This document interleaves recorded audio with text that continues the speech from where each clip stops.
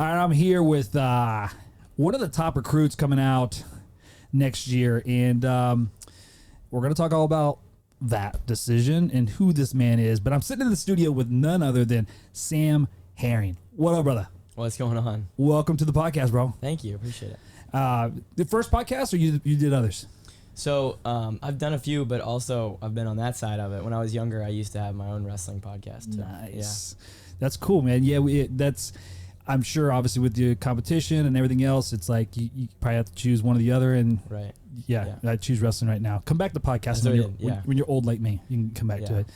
Well, that's cool. So give me just a little bit about who you are. Who is Sam? Okay, right. Yeah. Let's not get to wrestling right now. Like, what is Sam like growing up? What's a 5-year-old Sam? 5-year-old Sam. So. I have 6 siblings. I'm one of 7. Oh, wow. And I'm the 6th of 7. I have one younger brother. And I'm from Memphis, Tennessee. Actually a suburb of it in Mississippi. It's called Olive Branch. So originally from Mississippi. My dad was in the Air Force, flew fighter jets there, and now he's a pilot for FedEx. And my mom's a stay-at-home mom. Nice. Homeschooled me up until about high school age, and all my other siblings. So... I had a pretty big class of 7 people. Let's go. And and then that's really kind of how I shaped my personality through all my family, wrestling. And then, you ask who is Sam, the first thing I would answer that with is a child of God. Yeah. That's where my identity lies. And so the rest of that stuff, wrestling and my family and school, all that stuff will come behind that. But ultimately it's in my faith and that God loves me and I'm saved, even though it's not my doing. That's who I am. That's dope, man. It's kind of been a theme. I've had a few of your teammates on, Coach, and it seems like that's a theme here. And I think that's a big deal. I mean, we're sitting at your high school, and it's a faith-based school, but that can only mean so much, right? Like when it's the school, it's whatever. But it sounds to me like you guys truly internalize it. Yeah, I think so. That's cool. That's cool. Anything? How does that help you? How has it helped you in life? I mean, and when did you come to faith? So I was raised in faith my whole life. Okay. I've been a Christian since before I can remember. Really young when I asked for God to come into my heart.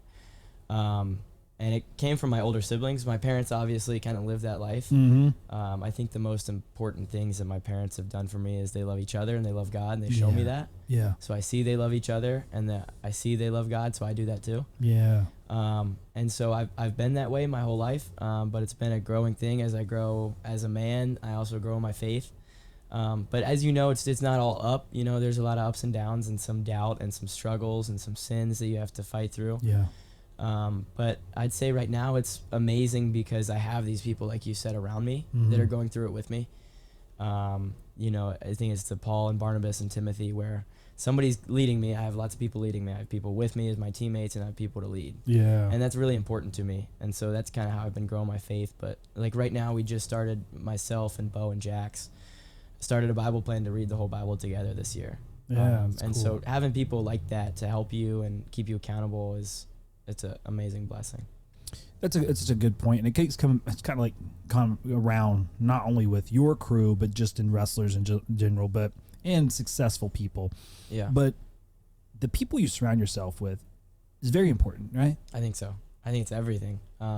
There's that cliche saying of that you are the 5 people you spend the most time around, but some cliches are cliche for a reason. Yeah. And that's one of them. And I think the Bible speaks a lot to that. Mm-hmm. In Proverbs, it says a lot about how the wise men have other wise men that they listen to, and the foolish won't take criticism or critique, right? So I want to be wise. I want to surround myself with great people. And, especially in the age that I am, I think middle schoolers and high schoolers, they tend to adapt a lot to what's culturally acceptable. Yeah. The way you dress, the way you talk, kind of people you hang around, what sports you do. Wrestling has become really popular at McCourt because we're really good at it and everybody does it. Yeah. That's kind of how high schoolers work. Yeah. You follow the trends. And so it's biological. So it's not something I can try to fight. So the people I surround myself with are the people I'm going to become, especially around this age. Yeah. That's cool, man. And knowing that is powerful because really, I mean, there's very few things in life that we can control, but we can control who we spend time with. Right. And that happens to be one of the most powerful things that we actually have access to. Yeah.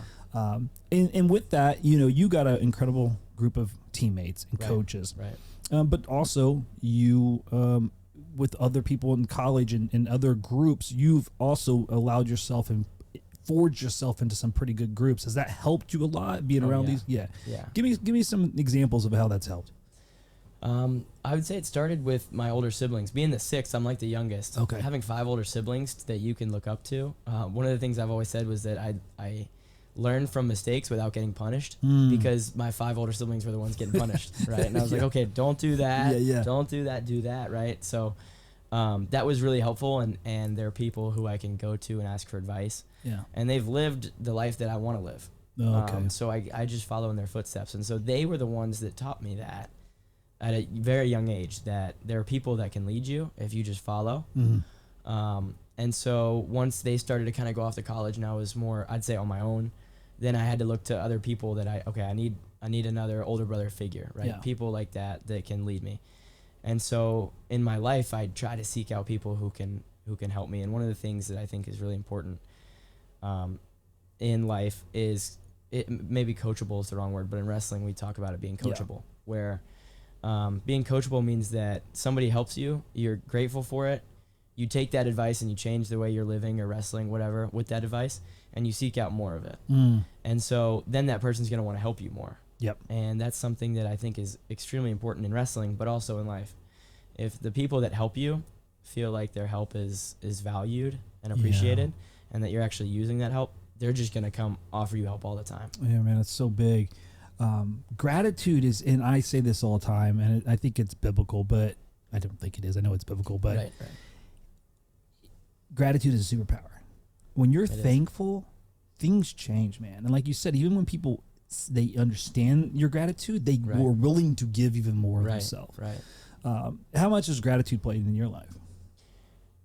Every aspect, I'd say. It's not, gratitude isn't everything, but it's a part of everything, I think. And so I think, and the best part about gratitude, and we've been talking a lot about it on the team, is just having joy. And I think joy comes from being grateful and content. And Paul talks a lot about it, especially in Philippians, which is so ironic because he writes from jail in that book, right? So he's in jail writing this book about contentment and how to be grateful for things when he has nothing to be grateful for that, materialistically.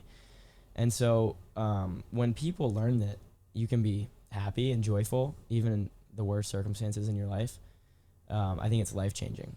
And one of the things that I talked to the team yesterday, we were at the tournament, and we're not the most loved around this area, if you noticed. Sure. And so one of the things I was talking about was, if the people are going to boo us or not cheer for us or whatever, and yet we're still happy and joyful, some people are going to be forced to ask why. Yeah. Why are we that way? Why can I be happy when something goes wrong? Yeah. And if people are asking me that question, that's where I can lead in my faith. Yes. And share a testimony. And so that's where gratitude comes into play, is being joyful no matter what's happening in your life, because you have things to be grateful for. Yeah, man, that's a powerful thing. And you speak so well, and you speak well beyond your years. But I'm so glad there's people like you that are leading this next generation, how to live a life of thanksgiving, but also be a champion. Right. Because being a champion sometimes seems like it's a bad thing, right? You have to be arrogant, or no, you can be a true champion. Displays the things you're talking about. Jesus was a champion, I think. People followed him crazy. He was the most successful person in all areas that we call success now. Right. Jesus was successful. People followed him wherever he went. People listened whenever he talked. He was somebody that when he walked this earth, he was successful and not arrogant. Yeah, that's huge. I love the idea of my son and I were just talking about. You could we live in a world where you can kind of do anything in life right now. Like it's almost like if you do a podcast, you can do whatever. You can kind of do your own thing. We talked about this concept of this, just kind of traveling, interview session would be. We just asked a very simple question, and it's the one that we all know as Christians because we have bracelets say. But truly, what would Jesus do? Right. and just get the response, because I think sometimes the conception, the perception of Jesus is that he was soft, or he was, there's all these weird Right, things, but no, right. man, he was a warrior and he was a Yeah. champion, but he led so well that he was also humble. Yeah. Right. So I love what you're saying So there. I would ask, if you thought Jesus was soft, I would see what he had to say about the Pharisees. Yeah, And that's yeah, not yeah. very soft. Depending on what audience you're talking to, right? Right. He was soft. Yeah, and he's soft when he needs to be, and he's loving, and he's kind when he needs to be, which we should all be. Yep. And especially as wrestlers, that can be hard to turn on and turn off. Yes. But Jesus also walked into the temple when they were doing the wrong things, and he was not soft. No, you the know? way they thought he was soft that day. Right. That's for so, sure. Yeah, that's life is never one way. You're not supposed to be just one kind of person all the time. Right. There's different things that you have to be, and Jesus was a great example of that. That's awesome, man. So how did you find wrestling? So it was kind of a weird situation, because I'd say my dad wrestled. He wrestled in college Okay. at the Air Force Academy, and but then so that's how most people start wrestling. But I have 5 older siblings that didn't wrestle. Oh, wow. So they lived in Jacksonville, Florida, Mhm. my older siblings, and my dad got hired by FedEx, which is in Memphis. Yep. And so they ended up moving there with 5 kids, and then I was born. And so as I grew up, there was this family in our church that one of the kids wrestled, and we were really close with them. And the mom of that family kept telling our family, like, hey, you need to get your boys wrestling. You need to get your boys wrestling. And obviously my dad was like, yeah, we need to. Yeah. And so finally I was 6 years old, and I was all for it. My little brother was 4, and he didn't know what he was doing, but he wanted to go too. Yeah. And then I also have a brother that's 5 years older that he went to. So we started wrestling all at the same time, 11, 6, and 4. And it was at an amazing place. I mean, just beyond lucky is a place called Wave Wrestling Club. Mm-hmm. And it's one of the best programs in the state of Tennessee in Memphis. We drove from, like I said, it was a suburb from Mississippi. And so I would go wrestle up there, and from the first day I fell in love with it. It was my passion right away from That's 6 years cool. old. Yeah. And I got to say, go Air Force, because I'm Air Force as well. Oh, that's Actually, awesome. Yeah. Wow. So and my wife and I met in the Air Force. Okay. That's Yeah. so cool. So love the Air Force. Yeah, me too. Yeah, it's cool stuff. So were you good fast? Did you get good quick?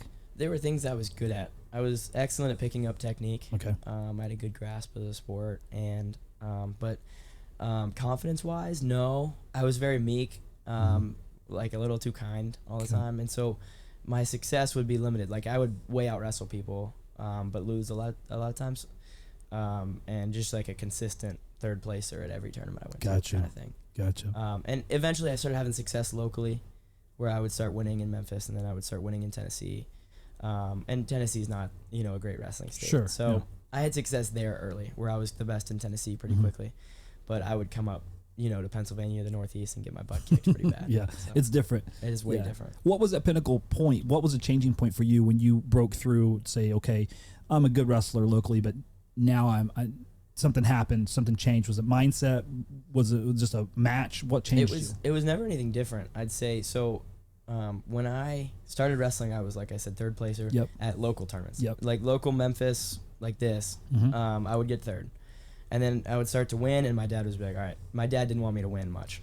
Gotcha. So as soon as I started winning, we went farther. Okay. And then I win that. So really, I was like I said, when I say third placer, it was like my whole life. No matter where I went, it was always Wow. like right around that area. Wow. I was an All-American everywhere I went, but rarely the winner. And as soon as Gotcha. I was the winner, we went bigger. Okay. So that was strategic. Right, Yeah. I think. Yeah. And my dad had a pretty good grasp on that you don't get better being the best. That's true. Rarely. So, True. and ideally, I want to get to the top of the sport. But when I get there, it's going to be when it's important, And I'm still fighting that barrier where I'm still not winning the things that I want to be winning. And I'm not, like my dad wanted that when I was younger, but I far from want that. Yeah. I want to be the best right now. And it's a hard thing to be patient. Sure. Just keep growing and getting better. So Is there anything in particular that you think is keeping you from that top spot? I think it's a lot of little things. But what I've really been focusing on is believing that I'm there. Yeah. And training and competing just like that. Yeah. And I don't think I'm far off. Yeah. So I think I'm very close, and but even then I'm very close to being at the top where I am now, but my goal is not to be the best in the country in high school, to be Right. an Olympic champion. So Yep. there's a long way to go before I get there. But I see the path. I know what the path looks like, and I can do that. Yeah. You've obviously had adversity through this. I mean, every wrestler that's ever towed the line has had some type of adversity. Yeah. What keeps you going through that adversity? How do you face adversity? I think it depends on what it is. But in wrestling, the biggest thing is that I love it. It is the most fun thing I could do ever. Okay. It's like a game. Like, sometimes like a lot of kids in my school really love to play video games, or watch football. Like, as much as a normal kid likes to do his favorite thing, that's how much I like to wrestle, you know? So, adversity is tough when it's in wrestling, but it's not always that tough because it's just, I'm playing my favorite game. Yeah. So the biggest thing that I've faced in my career are some injuries that are really tough. And that's especially hard because it takes me away from the thing I love. So it's not like where if I'm losing and that's an adversity, well, yeah, it's tough, but I can still go wrestle and get better and then start winning. Where an injury, I can't wrestle, and that's tough. But that brings me back to my faith. And so I'd say it's a two-part thing, where if it's in wrestling, it's the fact that I love wrestling, but also that my identity is in being a child of God. Yeah. And so adversity is meaningless. I like that. And that's transferable, not just to wrestling, but to life. Right. That's good. What are you doing on a daily basis that's helping you become the greatest in the world? Wrestling. Yeah. I wrestle pretty much every day. I listen to my coaches. That's really important. And believing that I can be there. And it's small things. Every day doesn't look the same. Yeah. Where I just cross all the boxes, where I get done what I need to get done. So that includes wrestling. That makes sure my cardio is on point, my diet, my sleep. Then I'm watching a lot of video. I love watching wrestling. Okay. I'm talking to coaches that have advice for me, which is really cool because I have the best high school coaches in the country, and I have the best college coaches in the country that I can contact. Yep. And I think the guys at Penn State are the best coaches in the whole world at any level. Right. So I have the best of the best at every level and just at my disposal. And so that's extremely helpful and really good for confidence too, to know that the best of the best, I have it. For sure. You know, so that's you great. couldn't ask for any better people in your corner. Like you said, high school or your college. It's incredible. And that's really cool to hear. How do you stay so disciplined? Because motivation runs out. Yeah, it does. It sure does. I think it's a character thing. I was talking to my dad about this yesterday. So one of my coaches, Jody Stripmatter, he coaches at Young Guns, is our club. And I was at Super 32, not this year, but last year, so 2023. And I would get out of bottom when I chose it. But if somebody took me down, I really struggled on bottom. Gotcha. And I thought it was more of I normally think things are technical problems. So I was like, what can I do to do a better job getting off my belly and getting out? And he, instead of being encouraging and helping me in a technical aspect, he was really harsh. And that's a rare thing for me to deal with a coach that's harsh, especially Coach Jody. Yeah. He's very calm. And what he said was that he said it's a character flaw, was how he started. And I was like, wait, no, me getting out on bottom is not a character flaw. What are you talking about? And he said, you're being two different people at two different times. When things are easy and you choose bottom and you start fair and you get out, it's easy because you know you can do it and you expect to. That's like when you wake up feeling good and you slept in, you make your bed. And he said, but on the days that you wake up too early and it's still dark outside, you don't feel good, and you just walk out of your room and your bed's not made. That's good. He said, that's why you don't get out on bottom, because you're two different people at two different times. And that's not godly, that's not biblical. And so he went after me for this whole character flaw. Bro, that's huge. Yeah, I mean, it was life-changing. I'll never forget it. And so I don't remember the question where I was going with this, but the whole idea was just about discipline. Discipline, right? Yeah. So it's a character thing, is what I was going to say. It's being the same person all the time. And we were setting up the tournament yesterday, carrying mats, and you know, it was really interesting. If you were to sit back and watch people carry mats, and we have guys on our team that are the best in the world and guys that aren't so great. And if you were to sit back and watch, and I was talking to Bo about it, the guys that carried the mats the best and the neatest and kept it rolled up and took it from one place all the way to the next and then rolled it out perfectly, those are the best wrestlers. Yeah. And we're talking about carrying mats. Yeah. The other guys, they were dropping it and it was unrolling and getting all tangled. I just believe that it's all character. You if you are one way with something, you're probably that way with the rest of your life. Love it, because I got a saying that how you do anything is how you do everything. Yeah, I really believe in that. And that is true, because it will bleed into everything else. You know, you can say, I want to be the greatest wrestler in the world, but if you aren't making the bed and you're walking over a piece of trash in the ground. That was the next thing I was going to say. If you were to throw a piece of trash on the ground in front of our team as we walked by it, or a bunch of pieces of trash, the best wrestlers would be the ones that picked that up, and the worst wrestlers would be the one to walk over it. I would put money on it. Dude, it's so true, but people don't realize that. Right. And what's cool about it is, so let's take somebody that's not the best in the world that's on your team. They can become better wrestlers by first picking up a piece of trash. Totally agree. You can do the simple thing that'll bleed over into the hard thing, but everything's you got to do. It changes who you are. Yes, I think. But everything's you got to do the hard thing first. I got to become a better wrestler. No. Pick up the piece of trash. Yeah. Then do the next easy thing, and then the next one, and then the next one. Before you know it, you're a better wrestler because it bleeds over into everything. Right.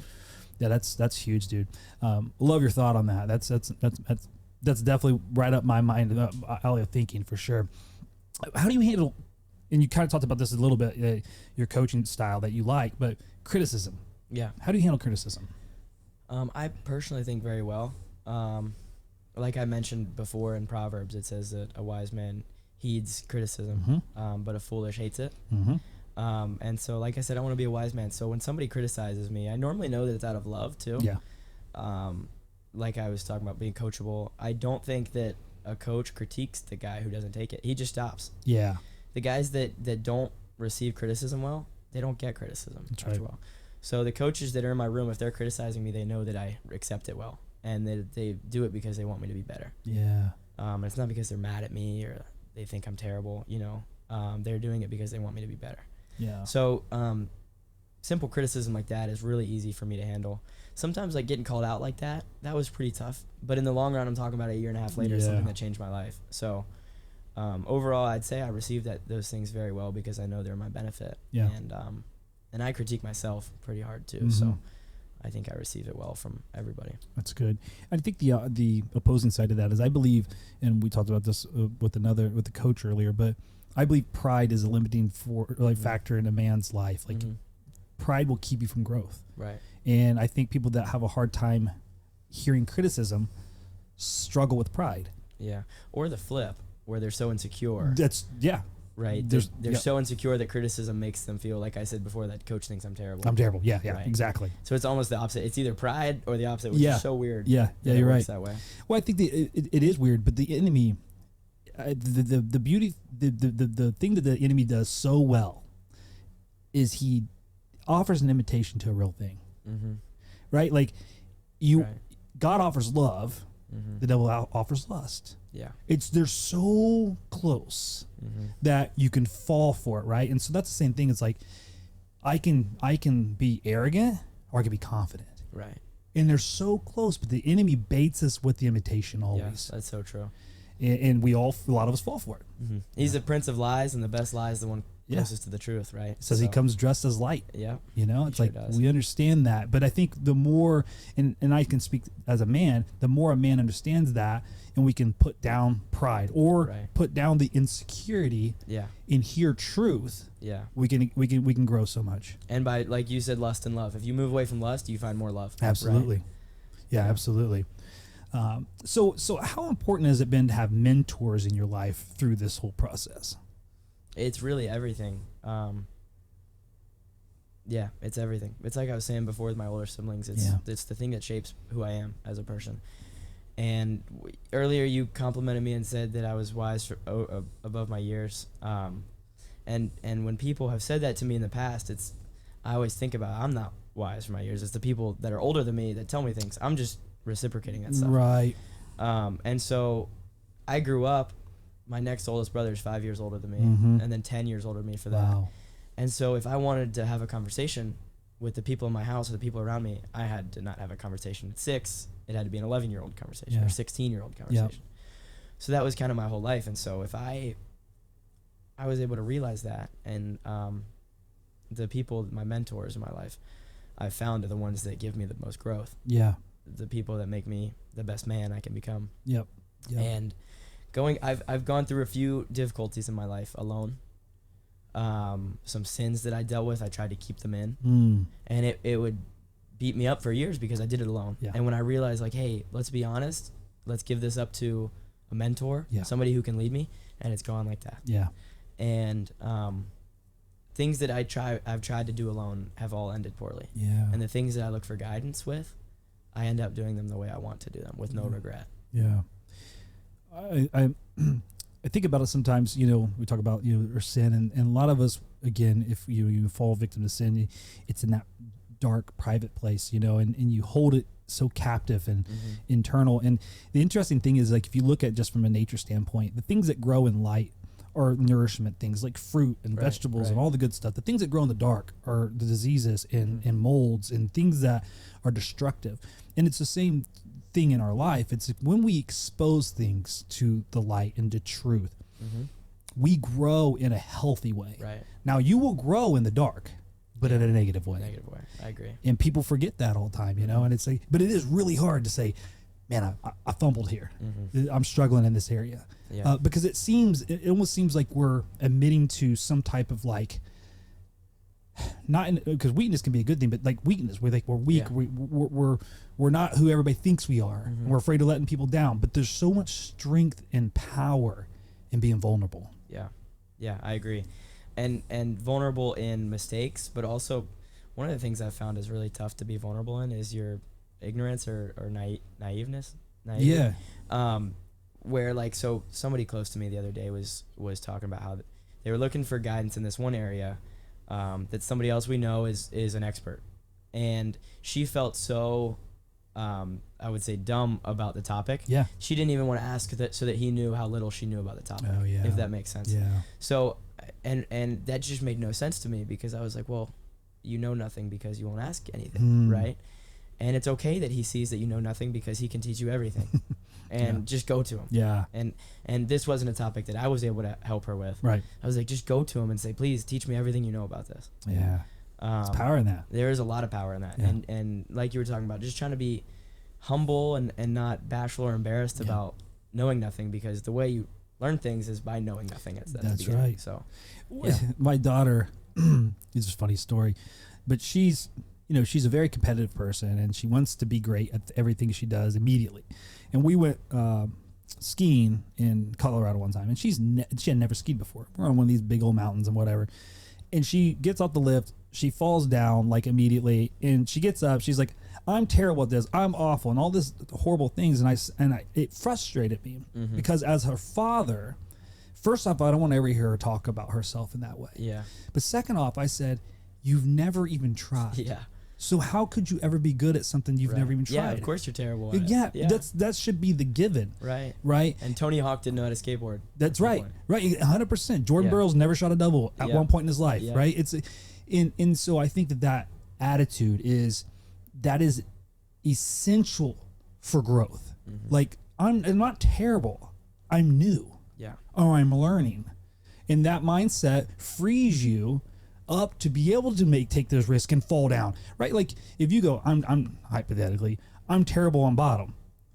You're not. You just haven't spent enough time there. Right. You maybe don't got the confidence yet. Right.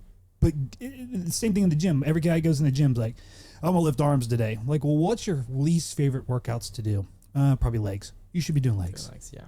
You know? And so this brings me back to when I was talking about being like a All-American everywhere I go. That is something that I've had to really, especially recently, really kind of break that belief. Like, I am not an All-American when I go places. I need to, like, really believe in being the best, because that's, I think, my potential. But I have told myself for years, like, I'm right there. Yeah. I tell myself I'm right there. But when Bo goes to a tournament, he doesn't say I'm right there. Yeah. You know? Yeah. It's different. And so I've really kind of struggled with the way I talk to myself and trying to work on that, because I think that's going to be huge. If I can really perfect the way that I talk to myself and think of myself, I'll perform in the way I think of what I can do. It's major. Excuse me. It's major. I was going to say, and I want to bring this up. It's funny that you battle those things, but you've already accepted that you're wearing a shirt. Yeah. You're going to Penn State, right? The best college, best program in the nation. Yeah. And you still struggle with that that thing. They see something in you. Yes. So what do you think the disconnect is? Just imposter syndrome? Is it some of that, or? Yeah, and I think maybe some time. Just it's not gonna happen in my timing. Sure. If I fixed everything about myself that I think I can do it all perfect, I still might not win. Sure. And that's okay. But yeah, I think there's a lot of the stuff that I just need to believe in myself more. Yeah. But also, like, technically, there's things I need to work on and making sure that I have everything right. Mm-hmm. Because there's still some ways in my life that I'm not living that I should be to win. Sure. An Olympic title. Like, if you were to compare my skills and my strength and everything to the Olympic champion, I'm not there yet. Gotcha. So there's more to do. But yeah, I mean, them believing in me and seeing something in me and the way that they talk to me is really encouraging, and I think something that's changed since I committed to Penn State and since I've been recruited by them. I've competed different. Yeah. And not because I've done more moves, but because I see these people who have taken the best wrestlers in the world and had, you know, the best coaches in the world think I'm worth recruiting and worth being on their team. Yep.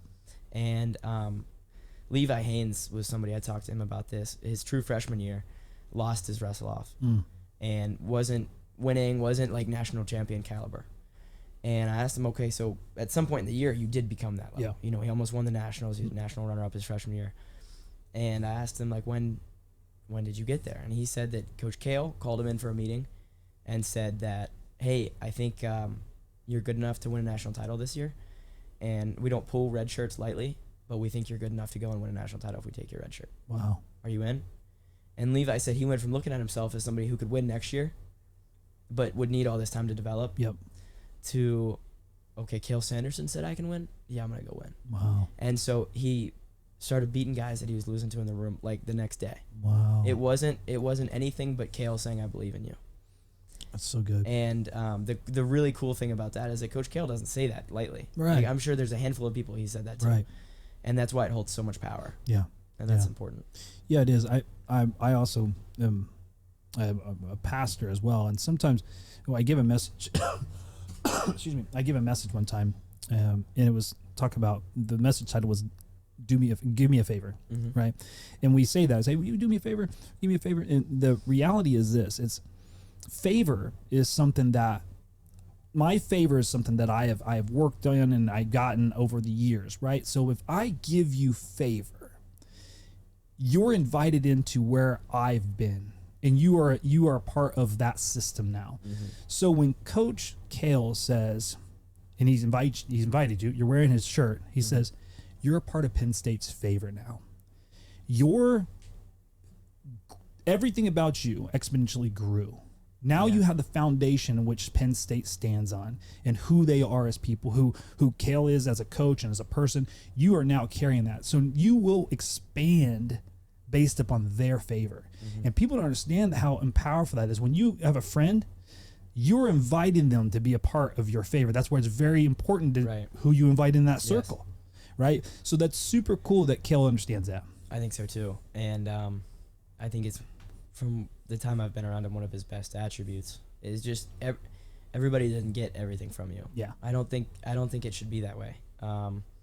And even like something like an interview, somebody interviewing me, I'm not gonna go into depth about a lot of my answers unless I feel like they've earned it. Right. You know, and this interview is gonna be longer than some interviews because of, you know, like you said, favor. And I think that's a lot of tied to like manhood. That my word means something. Yes.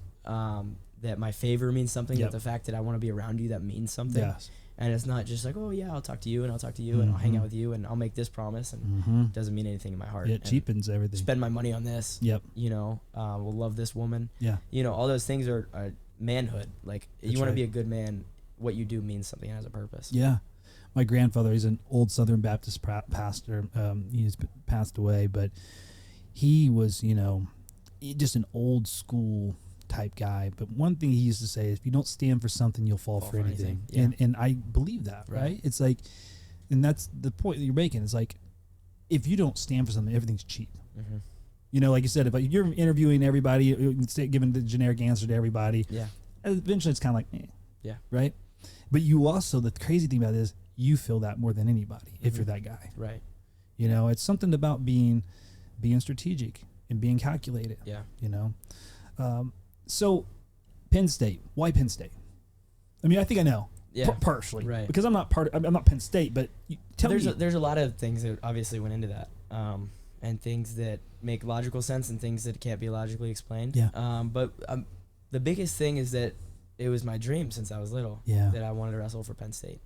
So that was where it really, I think it came down to. That was the best. Your dream means something, you know? That's right.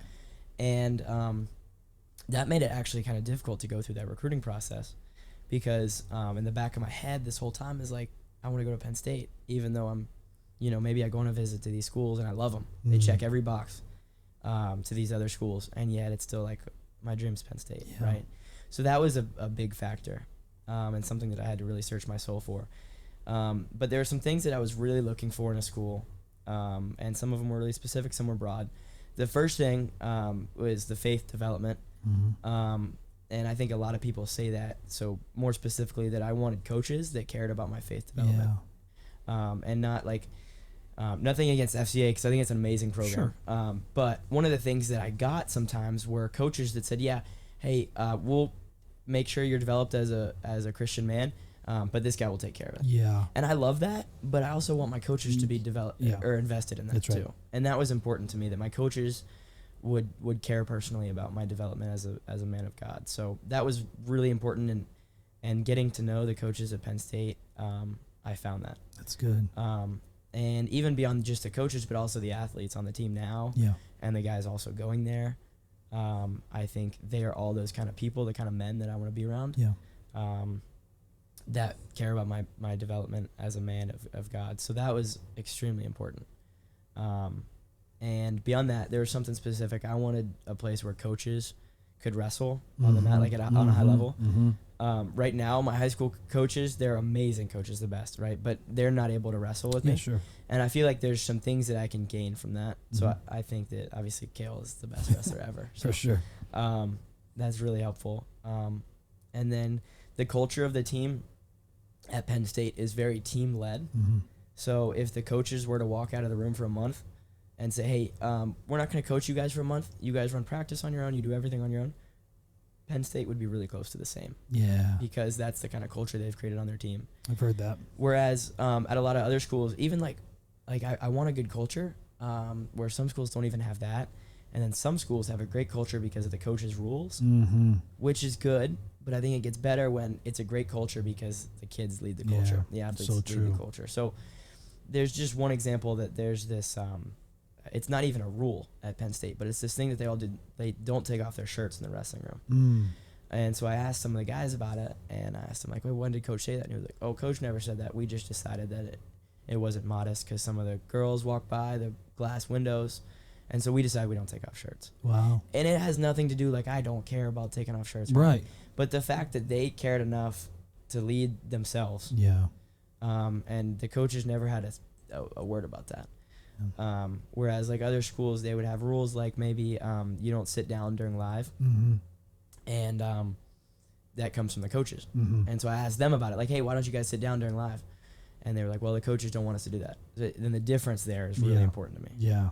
And so that was a big deal. And then at the end of the day, it was the reason I decided Penn State was because I felt like God was leading me there. Amen. And there's a lot to that. Like, I don't just say that lightly. I had prayed about it for a really long time and struggled with the answers that I was getting about it because I had this kind of dilemma where, okay, the Sam, like flesh, wants to go to Penn State. I really wanted to go to Penn State. Yeah. Even before I started praying about it, about where I want to go to college, I've always wanted to go to Penn State. Yeah.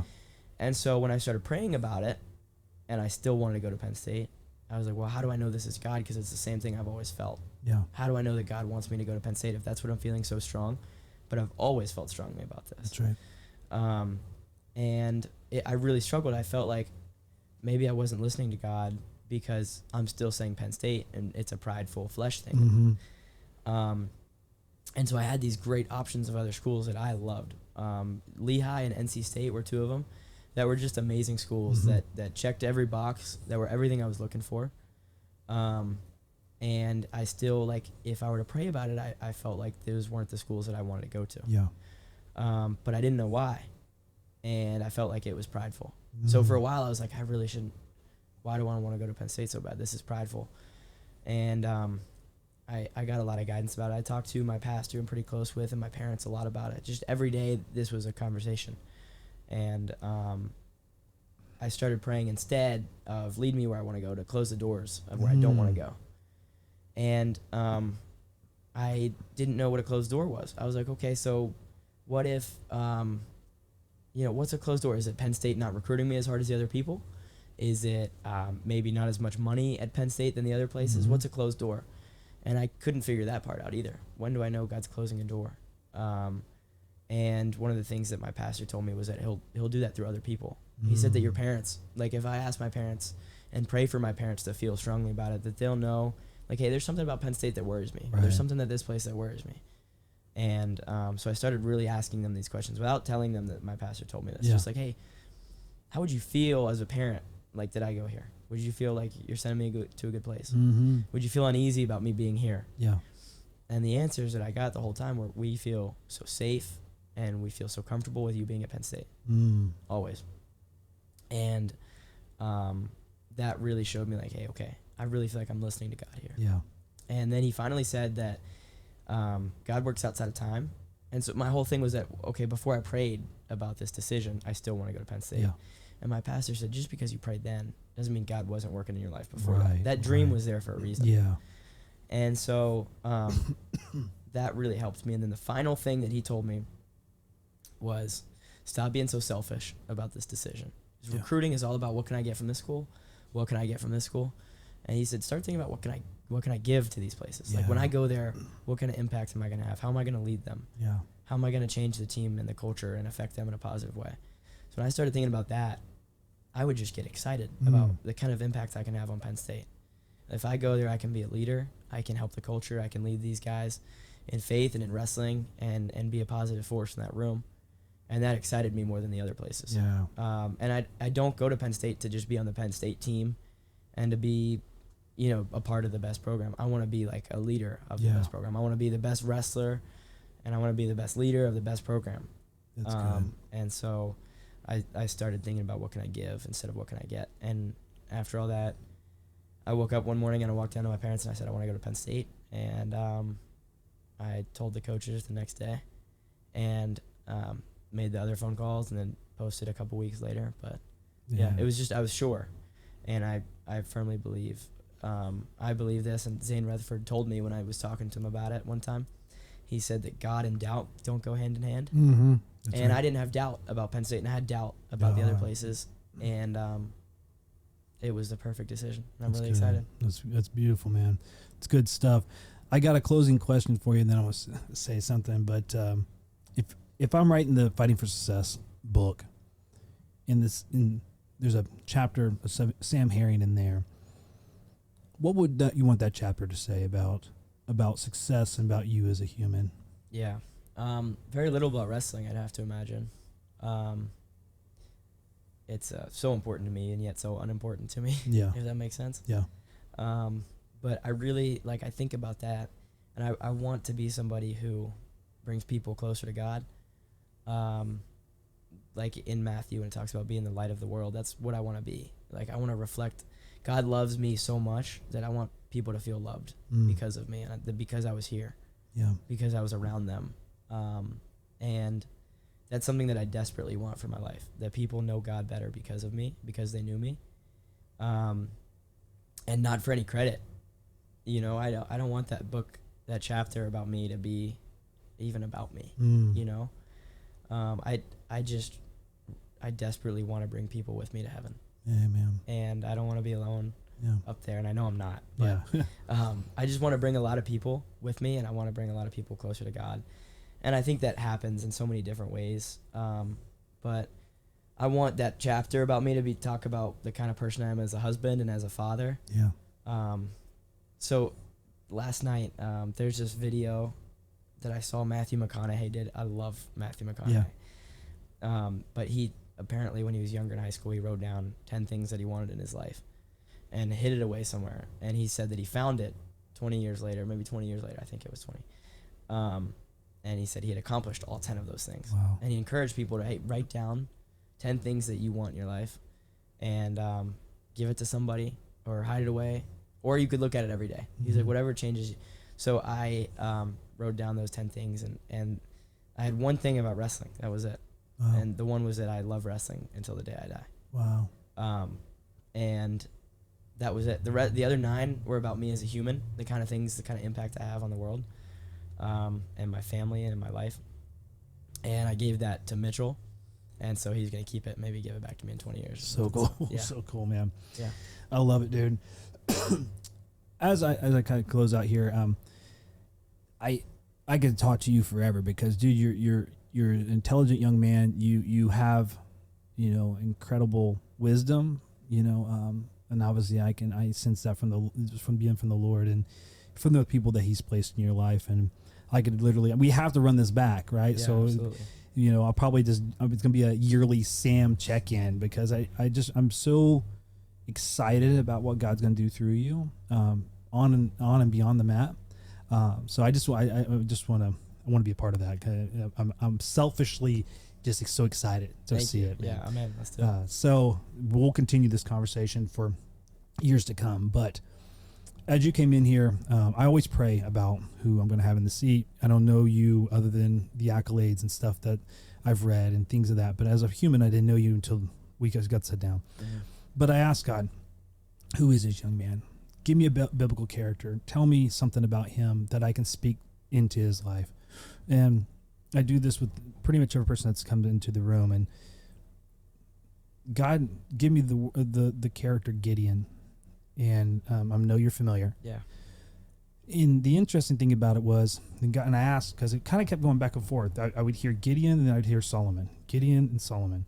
But it landed on Gideon, and it was because of how Gideon viewed himself, dictated who he became. And it was, you have this man that, in his own words, why me? Who am I? And it was this battle he had in his mind, but God had already set him apart. Mm-hmm. And Gideon wanted to even test that. Well, if it's true, then this will happen. If it's true, then this will happen. And all those things continue to happen, but there was always this thought of maybe it's not me. Right. But as soon as he sold out to the identity God had in him, he went on to become an incredible warrior, an incredible man, and changed the face of history. Mm-hmm. Based on his belief in himself that God had already placed in him. And God kept saying over and over again, you come from a big family, you come from the Lake State people, and you are one of these young men that see people up here. And God says, that's great. Just understand I made you up here. Mm-hmm. And most people's ceilings are going to be your floor. Yeah. And you have to understand that, and you have to believe that, because you're not supposed to be hidden away in some wine press. You're made to be a warrior. Mm-hmm. And you're made to stand out, because nobody would have saw the work behind the scenes in hiding with Gideon. Yeah. God has something huge for you, man. But you're going to have to step out and believe in who he says you are. Yeah. Not that thing inside your head that every once in a while says, are you? Yeah. You got to silence that voice, because you're made for big things. I sure will. Thank you. Yeah. So, man, I appreciate you. Thank you for coming in. And, dude, we got to do this again. Yeah, amen. We'll do it. So keep fighting for success, brother. What's that? It's like keep fighting for success. Yeah, I will. Keep doing it, bro. Let's do it. And, yeah, man, thank you so much, dude. And yeah, we'll keep hanging out for sure. Awesome. Appreciate it, bro. That's it. Awesome. Killed it, dude.